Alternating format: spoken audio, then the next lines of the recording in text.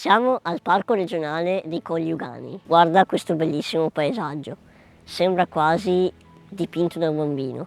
Questi colli sono formati da due tipi di rocce, le sedimentarie e le magmatiche. La roccia sedimentaria più antica è chiamata rosso ammonitico. Milioni e milioni di anni in cui ammassi di ammoniti, che puoi immaginare come i bovoletti della preistoria, che si sono ammassati e i loro gusci hanno formato proprio i colli che puoi vedere qui. La successiva roccia sedimentaria viene invece chiamata biancone, che è seguita dalla scaglia rossa. La quarta e ultima è la marna euganea.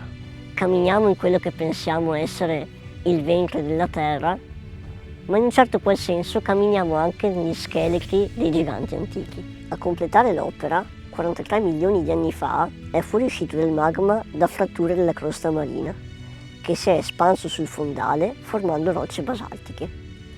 10 milioni di anni dopo, il magma ha formato altri tre tipi di rocce, riolite, tracheite e latite, ma il mare qui c'era ancora.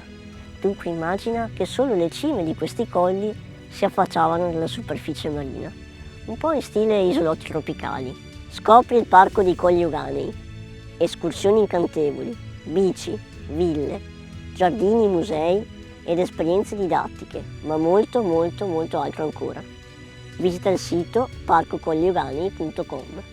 I parchi veneti sono proprio come i veneti, duri come rocce.